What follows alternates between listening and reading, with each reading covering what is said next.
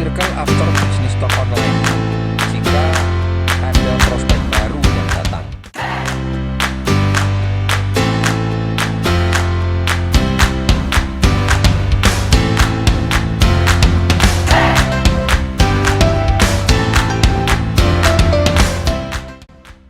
Yang pertama, sesi untuk para peserta. Kita sebagai host memberikan kesempatan kepada mereka untuk memperkenalkan diri mereka masing-masing. Kita bisa tanyakan tentang nama, latar belakang, siapa yang mengundang. Misalnya namanya adalah Wiwin, latar belakangnya adalah ibu rumah tangga, kemudian yang mengundang adalah Bapak Alam. Yang kedua, kita lakukan satu persatu.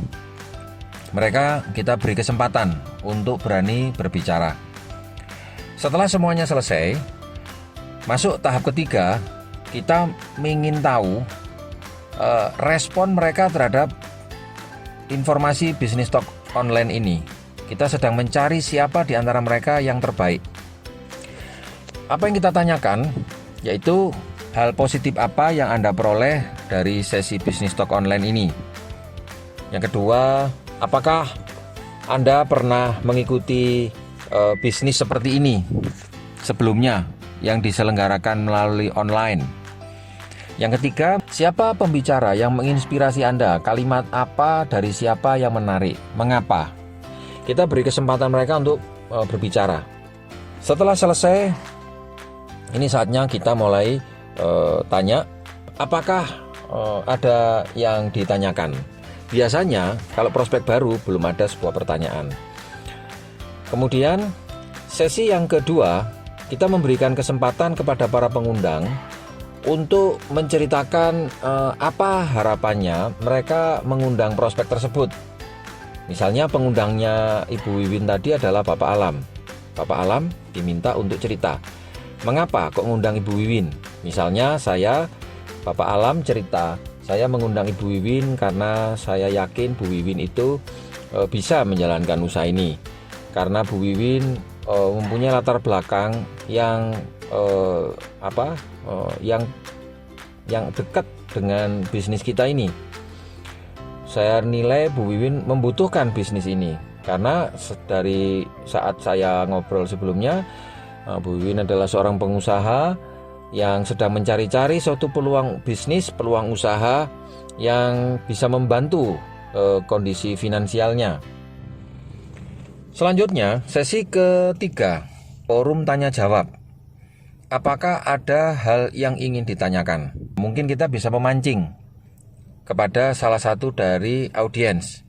Misalnya Bapak Irwan.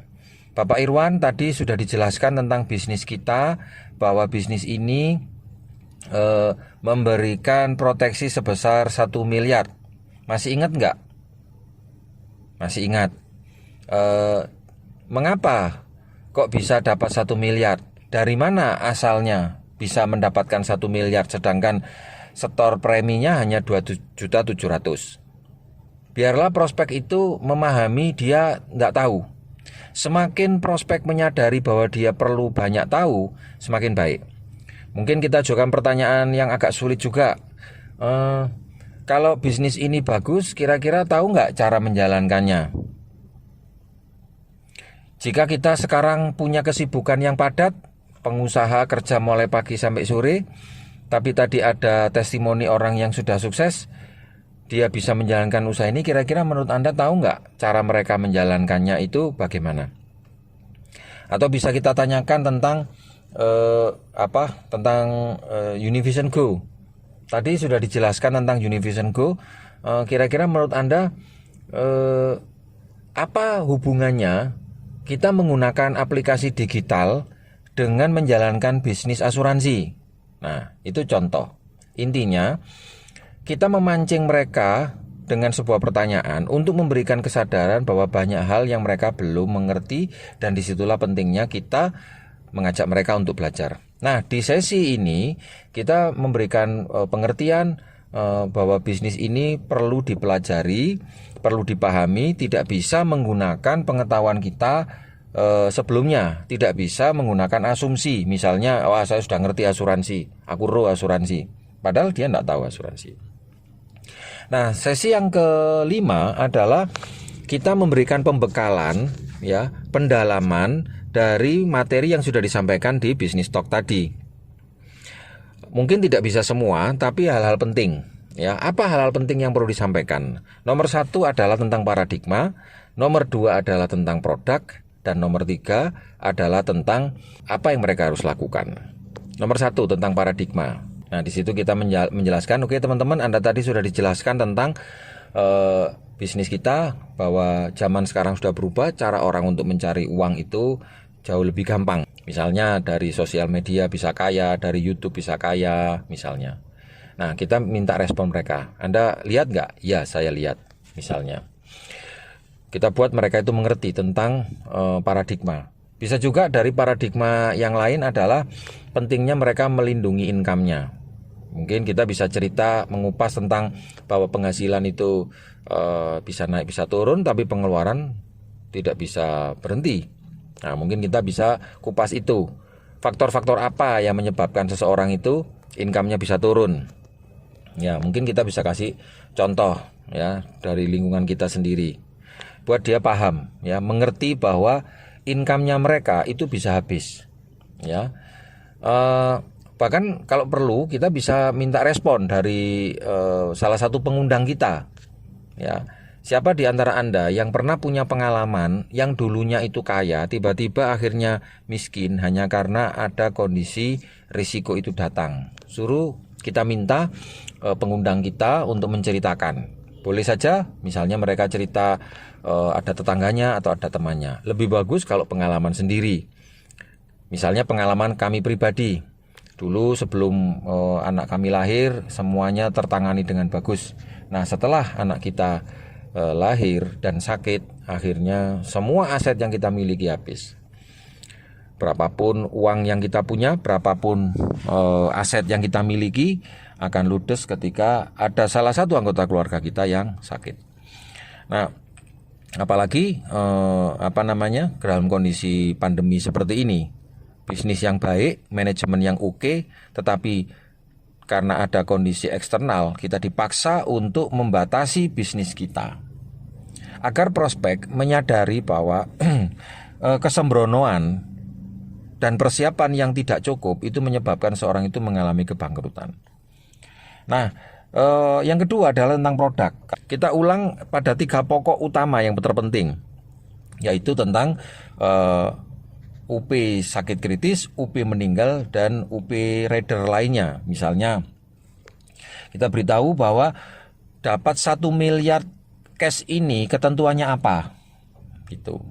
Ya, ketentuannya adalah nomor 1, jika polisnya masih aktif. Nomor 2, jika sudah melewati masa tunggu 90 hari. Yang ketiga, jika terindikasi 1 dari 49 sakit kritis. Kalau sakit biasa tidak di cover. Yang kedua, misalnya bahas tentang UP meninggal.